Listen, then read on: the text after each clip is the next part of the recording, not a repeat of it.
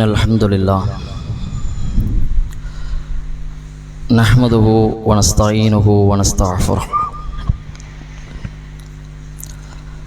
ونعوذ بالله من شرور أنفسنا ومن سيئات أعمالنا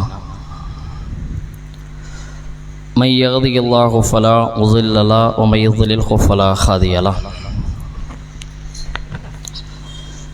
وأشهد أن لا إله إلا الله وأشهد أن محمدا عبده ورسوله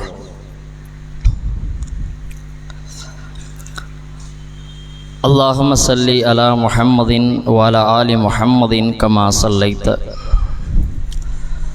على إبراهيم وعلى آل إبراهيم إنك حميد مجيد اللهم بارك على محمد وعلى آل محمد كما باركت على إبراهيم وعلى آل إبراهيم إنك حميد مجيد أعوذ بالله من الشيطان الرجيم بسم الله الرحمن الرحيم அளவில்லாத அருளாளனும் நிகரில்லாத அன்புடையனுமாகிய அல்லாஹுவின் நல்லடியார்களே, கடமைகளில் முதன்மையான கடமை தொழுகை. தொழுகைகளில் முதன்மையான தொழுகை ஜும்மாவுடைய தொழுகை. புனிதம் நிறைந்த ஜும்மாவுடைய தொழுகையை நிறைவேற்றுவதற்காக அமர்ந்திருக்கிறோம். இஸ்லாமிய மார்க்கத்தை வாழ்க்கை நெறியாக ஏற்றுக்கொண்டிருக்கக்கூடிய நாம் அல்லாஹ்வின் பார்வையில் மூமின்களாக இறை நம்பிக்கையாளர்களாக கருதப்பட வேண்டும் என்று சொன்னால், அல்லாஹ் ஒருவன் இருக்கிறான், அவனுக்கு எந்தவித இணை துணையும் கிடையாது, அவனுடைய ஆட்சியில் அதிகாரத்தில் யாருக்கும் எந்தவிதமான பங்கும் இல்லை என்கிற அடிப்படையில் இறைவனை நாம் நம்பிவிட்டோம் என்று சொன்னால் அல்லாஹுடைய பார்வையில் நாம் மூமின்களாக ஆகிவிடுவோம். அதே அல்லாஹுடைய பார்வையில் நாம் இறையச்சவாதிகளாக, அல்லாஹ்விற்கு கட்டுப்பட்டு நடக்கிற முஸ்லிம்களாக கருதப்பட வேண்டும் என்று சொன்னால், அதற்கு இஸ்லாமிய மார்க்கம் நமக்கு கட்டாய கடமையாக்கியிருக்கிற பல்வேறு விதமான கடமைகளை கடைபிடிப்பது, நிறைவேற்றுவது என்பது நம் மீது கடமையாக இருக்கிறது.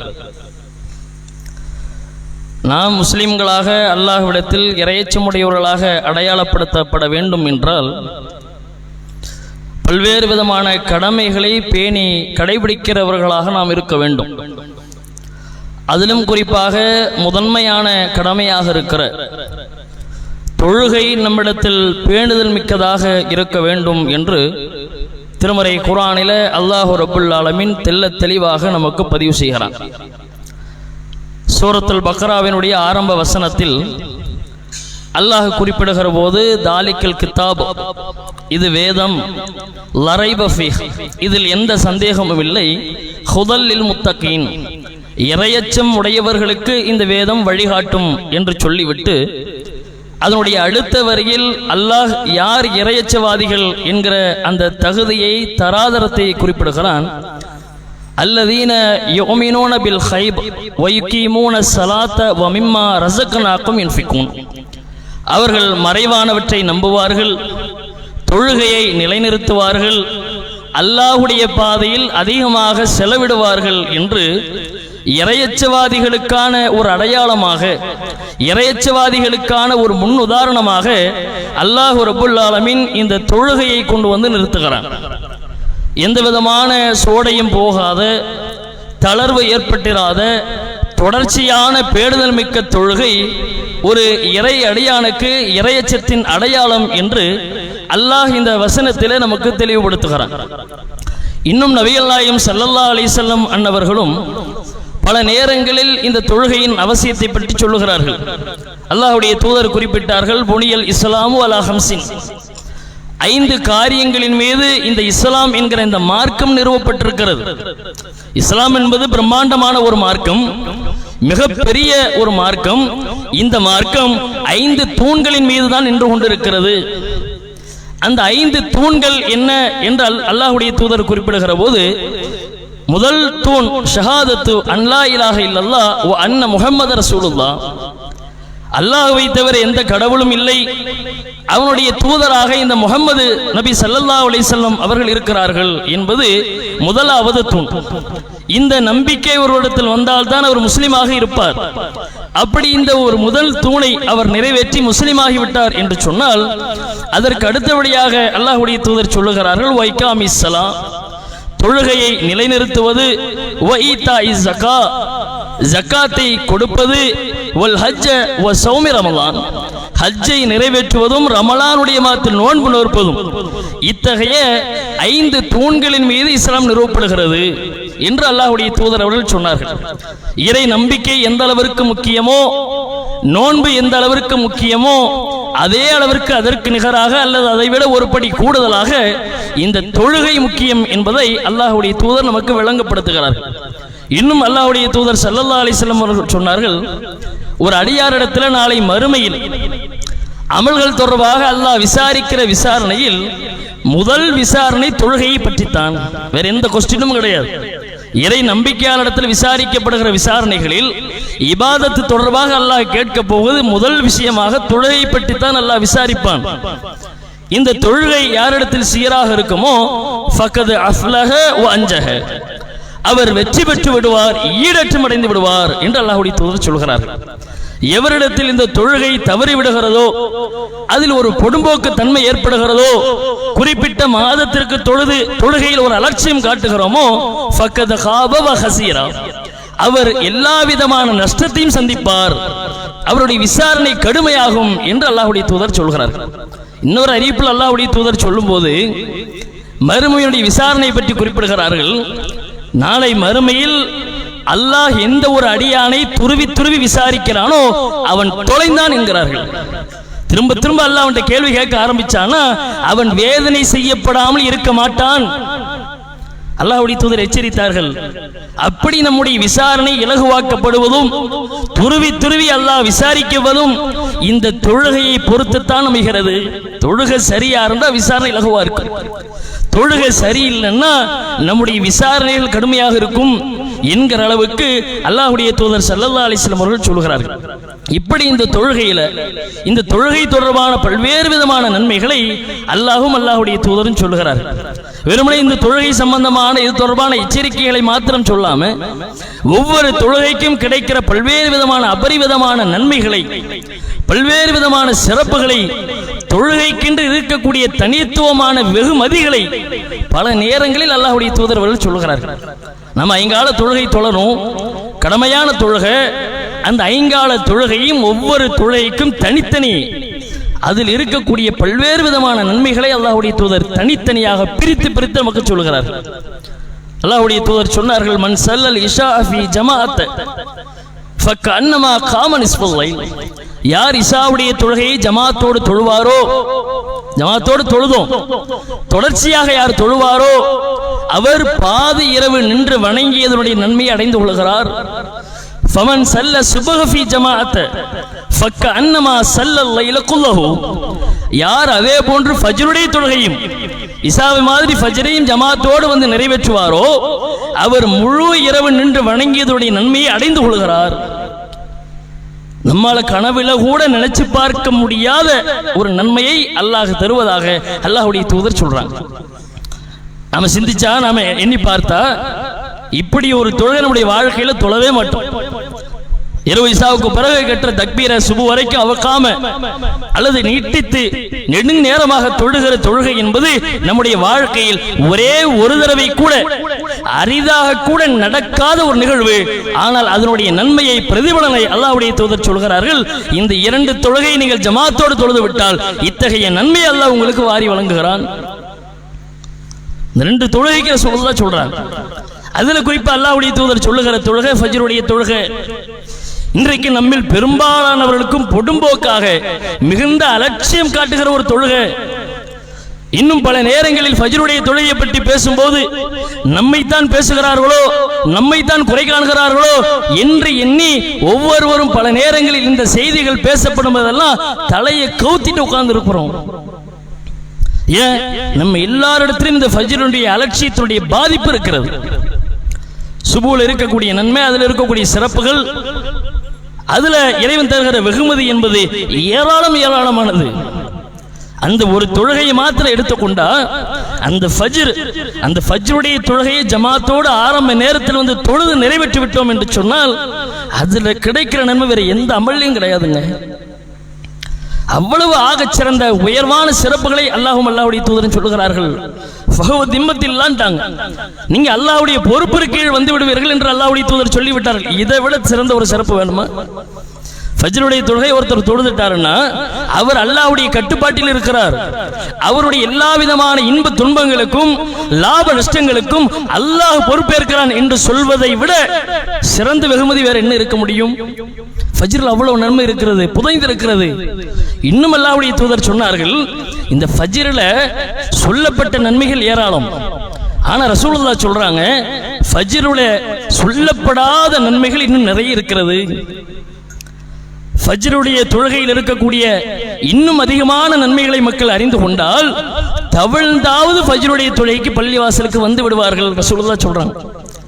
சொன்ன சிறப்பை தாண்டி இன்னும் சொல்லாத சிறப்பு இருக்கிறது. அந்த சிறப்பை அறிந்தால் இவர் தவழ்ந்தாவது பள்ளிவாசலை நோக்கி ஓடி வந்து விடுவார்கள். ஃபஜ்ரில் இருக்கிற சிறப்பை ரசூலுல்லாஹ் சொல்றாங்க.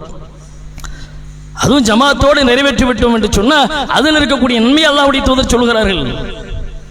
அல்லாஹ்வுடைய தூதர் ஸல்லல்லாஹு அலைஹி வஸல்லம் ஒரு முறை குறிப்பிட்டார்கள், வல்லதி நஃப்ஸி பியதிஹி, என் உயிர் எவன் கைவசம் இருக்கிறதோ அவன் மீது ஆணையாக சொல்லுகிறேன், பள்ளிவாசலில் ஒருவரை பாங்குக்காக நியமித்துவிட்டு, இகாமத் சொல்வதற்கு ஒருவரை நியமித்துவிட்டு, ஜமாத்து தொழுகையில் நின்று ஜமாத்துடைய தொழுகையை நிறைவேற்றிவிட்டு இங்கு தொழுக வந்த இளைஞர்களை எல்லாம் ஒன்று கூட்டி விறகுகளை எடுத்து வாருங்கள் என்று சொல்லி அந்த விறகுகளை கொண்டு போய் பள்ளிவாசலுக்கு யாரெல்லாம் தொழ வராமல் இருக்கிறார்களோ அவர்களுடைய வீட்டோடு வைத்து அவர்களை எரித்து விடுவதற்கு நான் பல நேரங்களில் எண்ணி இருக்கிறேன். இப்படி ஒரு கடும் வார்த்தையை ரசூலுல்லாஹ் தன் வாழ்க்கையில பெரும்பாலும் பயன்படுத்தியது இல்லை. நம்ம அதுதான் கவனிக்கணும். நாம சொல்லிடுவோம், எரிச்சிருவேன், கொளுத்திடுவேன், நாசமாக்கிடுவேன், நமக்கு சாதாரணம். பெருமானார் அப்படி பயன்படுத்தியது இல்லை. எரிப்பேன் கொளுத்துவேங்கிற பேச்சு ரசூலுல்லாஹ்வுடைய வாழ்க்கையில் இருந்ததில்லை. அல்லாஹ்வுடைய தூதர் ஒன்று அல்லது இரண்டு இடங்களில் தான் இப்படிப்பட்ட வார்த்தையை சொல்லி இருக்கிறார்கள். அதில் ஒன்று தொழுகையை அலட்சியம் காட்டி வீடுகளில் தங்கியிருப்பவர்கள். சொல்லிட்டு ரசூலுல்லாஹ்வுடைய தொடர்ச்சியில சொல்றாங்க, மேலும் சொல்லுகிறேன், என்னுடைய உயிர் எவன் கைவசம் இருக்கிறதோ அவன் மீது ஆணையாக ஒரு துண்டு இறைச்சியோ அல்லது ஆற்றினுடைய குழம்போ கொடுக்கப்படுகிறது என்று சொன்னால், அப்படி அறிவிக்கப்பட்டது என்று சொன்னால் பள்ளிவாசலுடைய ஜமாத்து தொழுகைக்கு அவர்கள் வந்து விடுவார்கள் போலும். முகத்தில் அடிச்ச மாதிரி ரசூலுல்லாஹ் சொல்றாங்க. சாப்பாடு கிடைக்கும்னா பள்ளிவாசலுக்கு வருவதற்கு தயார். உண்பதற்கு உணவு கிடைக்கும் என்று சொன்னால் பள்ளிவாசல் நிலைக்கு ஓடுவதற்கு தயார். மொத்த சமூகத்தையும் அல்லாஹ்வுடைய தூதர் சொல்கிறார்கள். அப்ப அந்த தொழுகையிலுள்ள அந்த வெகுமதி, அந்த நன்மையை, அதில் இருக்கக்கூடிய பல்வேறு விதமான எச்சரிக்கைகளை குறித்து அல்லாஹ்வுடைய தூதர்கள் இத்தகைய செய்திகளை நமக்கு சொல்றாங்க. ஆனா இன்னைக்கு நம்மிடத்துல தொழுகையில் உண்டான ஆர்வம் என்பது எப்படி இருக்கிறது?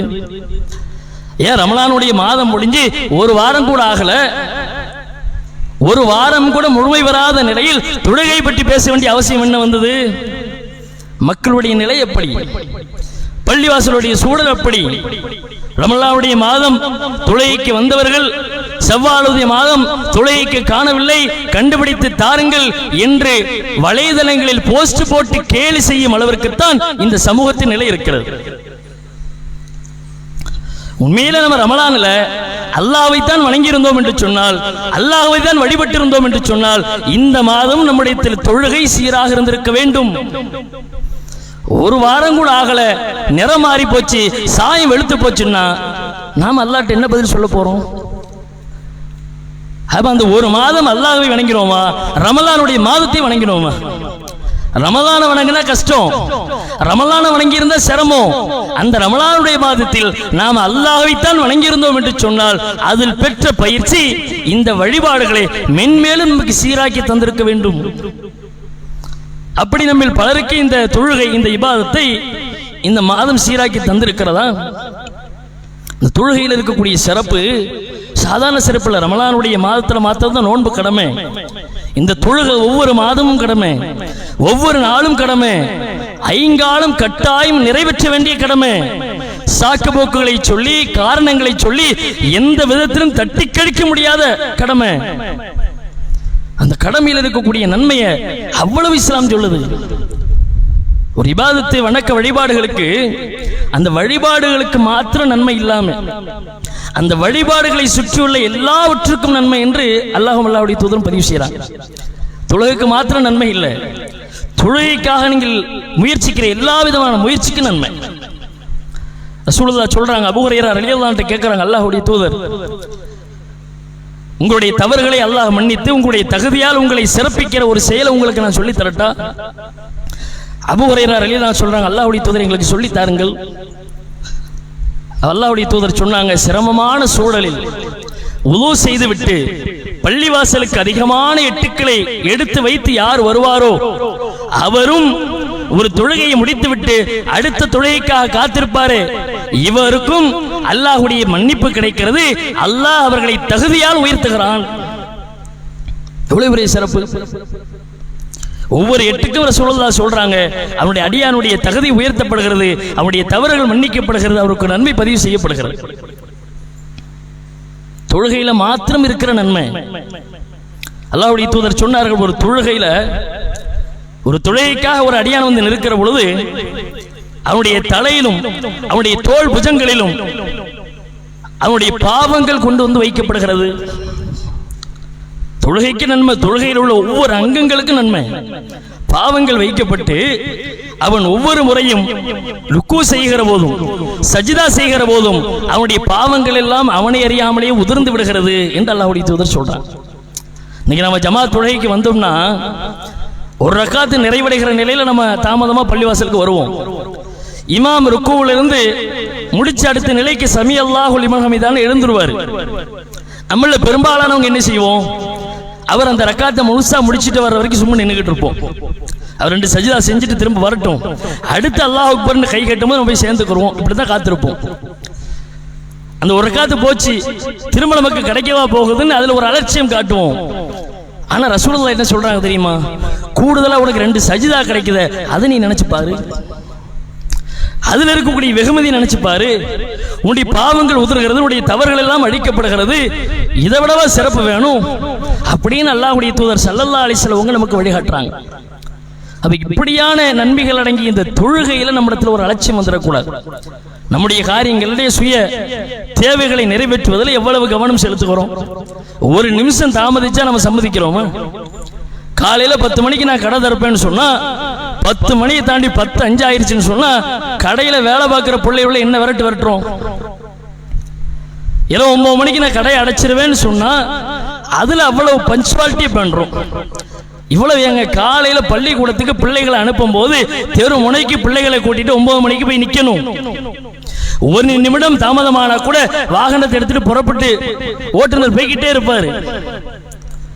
ஒரு நிமிஷம் தாமதமான கூட பின்னாலே ஓடணும். பிள்ளையும் தூக்கிட்டு பிள்ளைக்கு மிச்சமான பேக்கையும் தூக்கிட்டு பின்னாலே ஓடுவார் தகப்பனார். ஒரே ஒரு நிமிடம் அங்க தெரியுது இல்ல, 2 நிமிடம் தாமதமானா அதனுடைய பாதிப்பு அங்க உணர்றோம்ல. நாம திரும்ப தூக்கிட்டு அலையணும், பள்ளிக்கூடத்துக்கு தொலை தூரத்துக்கு அழைச்சிட்டு போகணும். அந்த நேரத்தை கரெக்டா எவ்வளவு துல்லியமா அதை கணக்கிட்டு நம்ம ஃபாலோ பண்றோம். ஏன் இந்த ஆர்வம், இந்த அக்கறை தொழுகையில நமக்கு வர்றதில்லை? குறிப்பிட்ட ஒரு மாதத்தில் பெற்ற பயிற்சி கூட நம்முடைய வாழ்க்கையில் நிலைக்கவில்லை என்று சொன்னா அப்ப நம்மளை என்னதான் சொல்றது? ஒவ்வொருவரும் நம்ம சுய பரிசோதனை செய்து பார்க்கணும். இந்த தொழுகையுடைய விஷயத்தில் நம்ம எப்படி இருக்கோம், இந்த இபாதத்துடைய விஷயத்தில் எப்படி இருக்கிறோம்.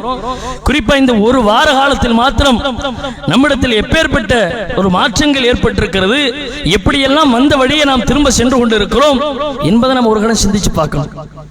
இந்த தொழுகையை பொறுத்தவரையில அல்லாஹ்வுடைய தூதர் அவர்கள் தொழுகையாளிகளுக்கு ஒரு தனி கண்ணியத்தை சொல்றாங்க. தொழுகையாளிகளுக்குன்னு தொழுகைக்கு பல சிறப்புகள் இருக்கிற மாதிரி தொழுகையாளிகளுக்குன்னு அல்லாஹ்வுடைய தூதரிடத்துல தனி கண்ணியம் இருந்தது. தொழுகையாளிகளை ரசூலுல்லாஹ் எப்பவுமே தனிச்சு தான் பார்ப்பாங்க. தொழுகை நிறைவேற்றுபவர் என்று சொன்னா அல்லாஹ்வுடைய தூதரிடத்துல அவருக்கென்று ஒரு தனி மதிப்பு உண்டு. ரசூலுல்லாஹ்வுடைய காலத்தில் நடக்கிற ஒரு நிகழ்வு, அல்லாஹ்வுடைய தூதர் ஸல்லல்லாஹு அலைஹி வஸல்லம் இருக்கும்போது அலி ரலியல்லாஹு அவங்க யமன் நாட்டிலிருந்து மண் படித்த நிலையில சில தங்கங்களை அங்கிருந்து ரசூலுல்லாஹ்வுக்கு கொடுத்து அனுப்புறாங்க. ஏதாவது ஏழைகளுக்கு கொடுங்க. அது ரசூலுல்லாஹ்வுக்கு வருது. அல்லாஹ்வுடைய தூதரவங்க அதை பொறுப்பேற்று சில ஏழைகளுக்கு பங்களிச்சு கொடுக்குறாங்க. இப்படி பங்களிக்கிறத பார்க்கக்கூடிய ஒரு சில கருத்துக்களை சொல்றாங்க. இப்படி கூட இவங்களுக்கு கொடுக்கறத விட இன்னும் கொடுக்கலாமே, இவங்களை விட அவங்கள எவ்வளவு தேவையுடையவங்களா இருக்கிறாங்க இப்படின்னு பல நேரங்களில் பல நிலைகளை நாமே இது மாதிரி விமர்சனங்களை சந்திப்போம். ரசூலுல்லாஹ்ட்டே சொல்றாங்க, இப்படி இவங்களை விட அவங்கள தேவையுடையவங்க, நீங்க அவங்களுக்கு ஏன் கொடுக்க கூடாது இப்படின்னு ரசூலுல்லாஹ்ட்ட கேட்கறாங்க. அப்ப அல்லாஹ்வுடைய தூதர் ஸல்லல்லாஹு அலைஹி வஸல்லம் அந்த மக்களை எல்லாம் திரட்டி அந்த மக்களுக்கு அறிவுரை சொல்றாங்க. வானத்தில் உள்ளவனுடைய நம்பிக்கைக்குரியவனாக நான் இருக்கும்போது நீங்க என்ன நம்ப மாட்டீங்களா? காலையிலும் மாலையிலும் எனக்கு அல்லாஹ்விடம் வந்து செய்திகள் வந்து கொண்டே இருக்கிறது. அப்படி இருக்கிற நிலையில் ஒரு தூதராக இருக்கும்போது என் மீது உங்களுக்கு எப்படி நம்பிக்கை குறைவு வரலாம்? நீங்க என்ன நம்ப கூடாதா? இப்படின்னு அல்லாஹ்வுடைய தூதர்கள் மக்களுக்கு அறிவுரைத்துக் கொண்டிருக்கும் போது அங்கிருந்து ஒரு மனிதர், கருத்த மனிதர் எழுந்து, அவருடைய அடையாளங்கள் எல்லாம் ஹதீஸ்ல சொல்லப்படுகிறது, புகாரியில. வித்தியாசமான தோட்டத்தில் ஒரு மனிதர் எழுந்து, அல்லாஹ்வுடைய தூதரே இத்தகுல்லாஹ், நீங்கள் அல்லாஹ்வை பயந்து கொள்ளுங்கள் இப்படிங்கிறாங்க. சொன்ன உடனே ரசூலுல்லாஹ் சூடாயிட்டாங்க. வைலக், உனக்கு கேடு உண்டாகட்டும். இந்த உலகத்தில் அல்லாஹ்வை பயப்படுவதற்கு என்னை விட அருகதை உடையவன் யார்? என்னை விட ஒருத்தர் அல்லாஹ்வை பயந்துட முடியுமா? என்ன பேச்சு பேசுறீங்க இப்படின்னு ரசூலுல்லாஹ் கடிந்து சொன்ன உடனே அந்த மனிதர் எதையுமே பேசாம அப்படியே திரும்பி நடக்கிறார். இதை பார்த்துட்டு இருக்கிற ஹாலித் பின் வலீத் ரலியல்லாஹு அன்ஹு அவர்கள் அல்லாஹ்வுடைய தூதர் ஸல்லல்லாஹு அலைஹி வஸல்லம் இடத்துல அந்த நேரத்தில் கேட்கிறாங்க, அல்லாஹ்வுடைய தூதரே, இவருடைய தலையை நான் கொய்து விடட்டுமா, ஆளை க்ளோஸ் பண்ணிடட்டா இப்படின்னு கேட்கலாம். ரசூலுல்லாஹ் என்ன பதில் சொன்னாங்க தெரியுமா? லா, வேண்டாம். லா அல்லஹு அன் யகூன முஸல்லி, இவர் ஒருவேளை தொழுகையாளியாக இருக்கலாம். தொழுகையாளியாக நீங்க என்ன செய்வீங்க? பேசாம இருங்க இப்படின்னு ஹாலித் பின் வலீத் இடத்துல ரசூலுல்லாஹ் சொல்றாங்க. தொழுகையாளிகளுக்கான ஒரு மதிப்பை ரசூலுல்லாஹ் சொல்றாங்க. இந்த சொன்ன உடனே ஹாலித் பின் வலீத் நிறுத்தல. அவர் திரும்ப என்ன சொல்றாரு தெரியுமா? மின் முஸல்லி யகூலு பி லிசானிஹி மா லைஸ ஃபீ கல்பி. எத்தனை பேர் தொழுகிறாங்க, ஆனா வெளிப்படையில நடவடிக்கையில் அவங்கள்ட்ட தொழுகை இருந்தாலும் உள்ளத்துல அவங்கள்ட்ட வேற ஒண்ணு இருக்கு. ஹாலித் பின் வலீத் சொல்றாரு. அதாவது வெளியில தொழுகையாளியா தெரிஞ்சாலும் இப்படி நிறைய பேர் நடிச்சுக்கிட்டு அலைகிறாங்க, உள்ள ஒண்ணு வெளியே ஒண்ணு வச்சுக்கிட்டு அலைகிறாங்க என்று ரசூலுல்லாஹ் ஒரு பதில் திரும்ப சொல்றாரு. சொன்ன உடனே அல்லாஹ்வுடைய தூதர்கள் கோபப்பட்டு ஹாலித் பின் வலீத் ரலியல்லாஹு அன்ஹு சொல்கிறார்கள், அல்லாஹ் என்னிடத்துல மக்களின் இதயங்களை துளையிட்டு பார்க்கவோ வயிறுகளை கிழித்து பார்க்கவோ எனக்கு உத்தரவிடவில்லை. வெளிப்படை வச்சுதான் நான் சொல்லுவேன், நான் சொல்றதை மட்டும் கேளுங்க என்று ஹாலித் பின் வலீத் ரலியல்லாஹு அன்ஹு ரசூலுல்லாஹ் முறைக்கிறாங்க. என்ன சொல்ல வராங்க அல்லாஹ்வுடைய தூதர்? தொழுகையாளிகள் நல்லவன் கெட்டவங்கிற பேச்சுக்கே தொழுகையாளிகள் என்றாலே அவர்கள் நல்லவர்கள் தான். தொழுகையாளிகளுக்கு என்று அல்லாஹ்விடத்தில் தனி மதிப்பு இருக்கிறது, சிறப்பு இருக்கிறது. நானும் அத்தகைய கண்ணியத்தை கொடுப்பேன் என்கிற அளவிற்கு அல்லாஹ்வுடைய தூதர் ஸல்லல்லாஹு அலைஹி வஸல்லம் அவர்கள் நிரந்தரமாக பேணி தொழுகிற தொழுகையாளிகளை பற்றி அல்லாஹ்வுடைய தூதர் சொல்கிறார். இதை பல நபித்தோழர்கள் அவர்களுக்கு பின்னாலும் கடைபிடிச்சாங்க. தொழுகையாளிகளுக்கு ஒரு மதிப்பு, தொழுகையாளிகளுக்கு ஒரு கண்ணியம் என்று சொன்னா ரசூலுல்லாஹ் கொடுத்த மாதிரி அந்த நபித்தோழர்களும் பிற்காலத்தில் கொடுத்தாங்க. அபூ தர்தா ரலியல்லாஹு அன்ஹு சம்பந்தமான ஒரு செய்தி பதிவு செய்யப்படுகிறது. அபூ தர்தா ரலியல்லாஹு அன்ஹு ரசூலுல்லாஹ்வுடைய மௌத்துக்கெல்லாம் பிறகு ஒரு காலகட்டத்தில் வீட்டுக்குள்ள கோபமா வர்றார். உம்மு தர்தா ரலியல்லாஹு அன்ஹு அறிவிக்கிறாங்க, தகல அலைஹ அபூ தர்தா வீட்டுக்குள்ள கோபமா வந்தாரு. ஃபகுல்து மா அலபக், ஏன் கோபமா இருக்கிறீங்கன்னு அபூ தர்தா இடத்துல நான் கேட்டேன். மனைவியார் சொல்றாங்க. கேட்டபோது அபூ தர்தா ரலியல்லாஹு அன்ஹு சொன்னாங்க, ஃபகால வல்லாஹி, அல்லாஹ்வின் மீது ஆணையாக, மா அஹ்ரிஃபு மின் உம்மத்தின் முஹம்மதின் ஸல்லல்லாஹு அலைஹி வஸல்லம் ஷையன் இல்லா அன்னஹும் யுஸல்லூன ஜமீஆ. இந்த முஹம்மது ஸல்லல்லாஹு அலைஹி வஸல்லம் இந்த சமூகம் மத்த விஷயங்கள்ல பொடும்போக்கா இருக்கிறாங்க, அவங்கள கண்டிக்கலாம் தண்டிக்கலாம்னு பார்த்தா இந்த தொழுகையில சரியா இருக்கிறாங்களே. தொழுகையில சரியா இருக்கிறதுனால அவங்களை என்னால கண்டிக்க முடியறது இல்ல. சின்னஞ்சிறிய விஷயங்களுக்கு அவர்களுக்கு என்னால் தண்டனை வழங்க முடியல என்று அபூ தர்தா ரலியல்லாஹு அன்ஹு கோபமா சொல்றார். கடையில் ஒருத்தர் வேலை பார்த்தா அவரு வர்ற நேரம், போற நேரம், அந்த கடை சாப்பாட்டு நேரம், இதெல்லாம் சரியா இருக்கிறவர்கிட்ட சின்ன சிறிய குறைகளை பார்த்தா நம்ம பெருசா அழட்டிக்க மாட்டோம், அதையெல்லாம் சொல்லி கண்டிச்சுக்கிட்டு இருக்க மாட்டோம். மற்ற விஷயத்துல கரெக்டா இருக்காருலங்க, இதை போய் சொல்றதா அப்படின்னு நினைப்போமே. இப்படி ரசூலுல்லாஹ் சொல்றாங்க, அதே நபித்தோழர்களும் கடைபிடிக்கிறாங்க. தொழுகையாளிகள் என்று சொன்னால் அவர்களை சின்ன சின்ன விஷயங்களுக்கெல்லாம் தண்டிக்க முடியாது, அவர்கள் கண்டிக்கிற நிலை இல்லை, அவர்கள் தொழுகையாளிகள் என்கிற அளவிற்கு அல்லாஹ்வுடைய தூதர் அதை தொடர்ந்து வந்த பல தோழர்களும் அதற்கான மதிப்பை மரியாதையை கொடுக்கிறாங்க. இந்த மாதிரியான செய்திகள் நமக்கு என்ன விளங்குது? அந்த மக்கள்கிட்ட எல்லா காலமும் தொழுகை இருந்திருக்கிறது. ரசூலுல்லாஹ் வாழும்போதும் தொழுகை இருந்தது, அல்லாஹ்வுடைய தூதரோடு இருக்கும் போதும் அவருடைய தொழுகையில் பேணி இருந்திருக்கிறார்கள். அவங்க மௌத்துக்கு பிறகும் அந்த நபி தோழர்களிடத்தில், அந்த சஹாபாக்களிடத்தில் தொழுகையில் சற்றும் சளைக்காமல் தொடர் பேணுதல் என்பது அவர்கிட்ட இருந்திருக்கிறது. அவங்களுடைய வாழ்க்கையை பிரித்து பார்க்கவே முடியாது. ரமலான் மாசத்துல மக்கள் எப்படி தொழுதாங்க, உமர் ரமலான்ல எப்படி தொழுதார், அபூபக்கர் ரமலான்ல எப்படி தொழுதார், மற்ற காலங்களில் எப்படி இப்படியெல்லாம் பிரித்து பார்க்கவே முடியாது. தொழுகைன்னா அவங்கள்ட்ட எப்பவும் சீரா சிறப்பா ஒரே மாதிரி நிலையில் இருக்கும். நம்மள்ட்ட இருக்கிற மாதிரி ஏற்ற இறக்கமாக தொழுகை இருக்காது, நம்மள்ட்ட இருக்கிற மாதிரி அலட்சியத்தோடு இருக்காது. இந்த தொழுகையில் அவ்வளவு பக்குவப்பட்டு பண்பட்ட மக்கள் இருந்தாங்க. அப்ப அந்த தொழுகையில நாம மிகுந்த கவனத்தோடு இருக்கும். தொழுகைங்கிறது ஒரு தலை சிறந்த அமல், தனித்துவமான அமல். அந்த அமலை குறித்து பேசுவதற்கான காரணம், சில நாட்கள்ல ஒரு வாரங்களுக்குள்ளாகவே நம்மிடத்தில் மாற்றம் ஏற்படுகிறது என்று சொன்னா, இன்னும் நாட்கள் செல்ல செல்ல, மாதம் செல்ல செல்ல மீண்டும் பழைய நிலைக்கே போய் திரும்ப ரமலானுடைய மாதம் வரும்போது சீரோல இருந்து ஆரம்பிக்கணும். திரும்ப ஃபஜ்ருல் தொழ ஆரம்பிப்பேன், திரும்ப லுஹருக்கு வந்துருவோம் பாய், திரும்ப அசர்ல வந்துருவோம் பாய், மகரிபு கட்டாயம் இருப்போம் பாய், இப்படின்னு ஆரம்பத்திலிருந்து நம்முடைய தொழுகையை ஆரம்பிக்க வேண்டிய ஒரு கட்டாயத்திற்கு சென்று விடக்கூடாது. அப்ப நாம் வாடுகிற காலங்களில நம் ஹயாத்தோடு இருக்கிற வரைக்கும் இந்த தொழுகை நம்மை விட்டு பிரிக்க முடியாத அளவிற்கு பிணைக்கப்பட்ட நிலையில இந்த இபாதத்தோடு இரண்டரை கலந்து இருக்க வேண்டும். அத்தகைய நிலையில் வாழ்ந்து ஈரோலையில மகத்தான வெற்றியடைகிற நன்மக்களாக நம்மை ஆக்கிக் கொள்வோம். அல்லாஹ் ரப்புல் ஆலமீன் அதற்குரிய நல்வாய்ப்பை நம் அனைவருக்கும் தரட்டுமாக என்று துஆ செய்து இந்த முதல் அமர்வை நிறைவு செய்து கொள்கிறேன்.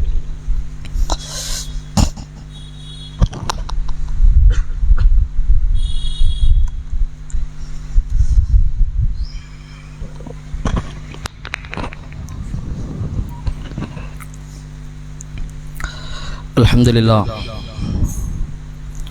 அல்ஹம்துலில்லாஹி ரப்பில் ஆலமீன். எல்லாம் வல்ல அல்லாஹ்வின் நல்லடியார்களே, ஒரு நிர்வாக ரீதியான அறிவிப்பு.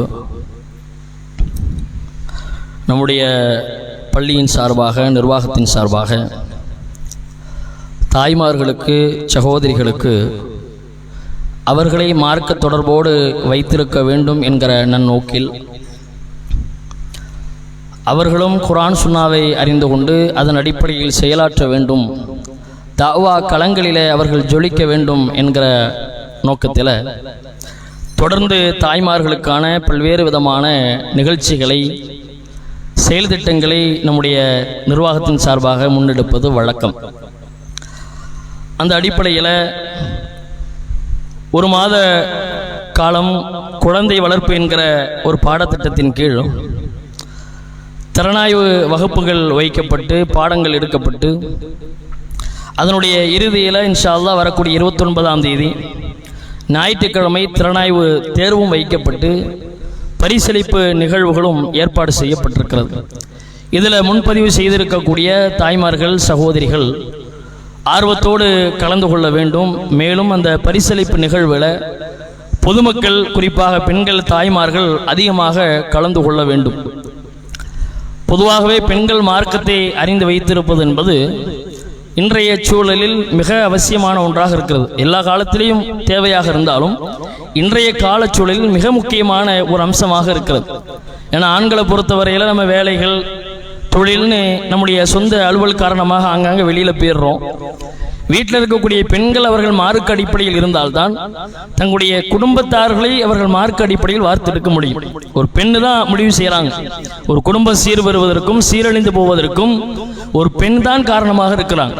அப்போ அவங்க மார்க்கம் அறிந்திருக்க வேண்டும். ஒரு காலங்களில் ஒரு சூழல் அவர்களுக்கு அது மாதிரியான வாய்ப்புகள் இருந்திருக்காது. இன்னைக்கு அது மாதிரியான சூழலை நிர்வாகத்தின் சார்பாக ஏற்பாடு செய்து கொடுக்கும்போது அதை அவர்கள் முறையாக பயன்படுத்திக் கொள்ள வேண்டும். அவர்கள் அதிகமாக அந்த மார்க்க செய்திகளை அறிந்து கொண்டு தன் குடும்பத்தார்களுக்கும் தன்னுடைய சுற்று வட்டாரத்திற்கும் ஏனைய மக்களுக்கும் எடுத்துச் சொல்கிற அழைப்பாளர்களாக ஒவ்வொருவரும் உருவெடுக்க வேண்டும் என்கிற நோக்கில தான் இந்த நிகழ்வு ஏற்பாடு செய்யப்பட்டிருக்கிறது. அல்லாஹ்வுடைய தூதருடைய காலத்தில் அந்த நபித்துடைய பெண்களுடைய மார்க்க ரீதியான ஆர்வங்களை பல பயான்களில் நம்ம கேள்விப்பட்டிருப்போம். ஆண்களே சுற்றி சுற்றி ரசூலுல்லாஹி ஸல்லல்லாஹு அலைஹி வஸல்லம் அதிகமான நேரங்கள் அறிவுரைக்காக அவர்களை ஒன்று திரட்டி வைத்திருக்கக்கூடிய அந்த நிகழ்வுகளை பார்த்து பெண்கள் எல்லாம் போய் ரசூலுல்லாஹ்ட்ட போர்க்கொடி தூக்குனாங்க. அல்லாஹ்வுடைய தூதரை எப்போ பார்த்தாலும் உங்களோட ஆண்களே இருக்கிறாங்க, அவங்களே சுற்றி சுற்றி நீங்கள் மார்க்கம் சொல்லிக்கிட்டு இருக்கிறீங்களே, அப்போ நாங்கள் எப்போ தான் தெரிஞ்சுக்கிறது, எங்களுக்கு ஒரு நேரத்தை ஒதுக்குங்க அப்படின்னு ரசூலுல்லாஹ்ட்ட கோரிக்கை வச்சாங்க. அந்த கோரிக்கை ஏற்று அல்லாஹ்வுடைய தூதர் அவர்கள் அவங்களுக்குன்னு ஒரு குறிப்பிட்ட நேரத்தை ஒதுக்கி வச்சு அவங்களுக்கு ரசூலுல்லாஹ் மார்க்க சட்டங்களை இஸ்லாத்தினுடைய எல்லா விதமான தகவல்களையும் அவங்களுக்கு அறிவிச்சு கொடுத்தாங்க. அந்த ஆர்வம் எல்லா நிலையிலும் அந்த மக்களிடத்தில் தொடர்ந்தது. அல்லாஹ்வுடைய தூதருடைய வளர்ப்பு தாய் என்று அறியப்படுகிற உம்மு ஐமன் ரலியல்லாஹு அன்ஹா அவங்க ரசூலுல்லாஹ்வுடைய மௌத்துக்கு பிறகு அல்லாஹ்வுடைய தூதர் அவங்க அடிக்கடி பார்க்கிறது வழக்கம். அவங்கள அந்த வழக்கத்தின் அடிப்படையில் அபூபக்கர் ரலியல்லாஹு அன்ஹு ஹலீஃபாவா இருக்கும்போது உமரை அழைச்சிக்கிட்டு அனஸ் ரலியல்லாஹு அன்ஹு கூட இருக்கிறாங்க. அந்த உம்மு ஐமன் ரலியல்லாஹு அன்ஹு அவர்களை பார்க்க போறாங்க.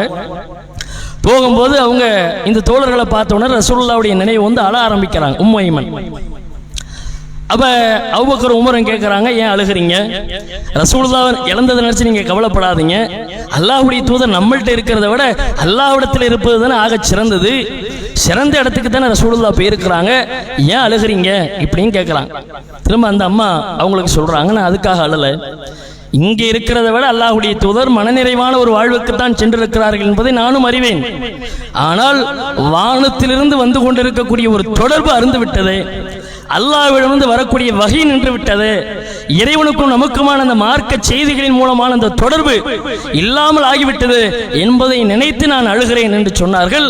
அவரோடு சேர்ந்து இந்த தோழர்கள் அழுகிறாங்க. அந்த பெண்கள்ட்ட அந்த ஆர்வம் ரசூலுல்லாஹ் ஏற்படுத்திட்டு போன அந்த ஈடுபாடு அவரிடத்தில் இறுதி வரைக்கும் இருந்தது. அந்த மாதிரி நம்முடைய பெண்கள் பக்குவப்பட்டு பண்பட்டு மார்க்க அடிப்படையில் வார்த்தெடுக்கப்பட வேண்டும் என்பதற்குத்தான் கடும் நெருக்கடிகள் சிரமங்கள் இருந்தாலும் அதற்கு மத்தியில் இது மாதிரியான நிகழ்வுகளை ஏற்பாடு செய்கிறோம். உங்களுடைய வீட்டு பெண்களையும் தாய்மார்களையும் இத்தகைய நிகழ்ச்சிக்கும் அடுத்தடுத்து ஏற்பாடு செய்யப்படுகிற இந்த திறனாய்வு வகுப்புகளுக்கும் அனுப்பி வைத்து ஒத்துழைப்பு தருமாறு கேட்டுக்கொள்கிறோம். அல்லாஹ் ரப்புல் ஆலமீன் ஈரோலையிலும் நமக்கு மகத்தான வெற்றியை தந்து கண்ணியப்படுத்துவானாக. வாஹிர் தஅவானா அல்ஹம்துலில்லாஹி ரப்பில் ஆலமீன்.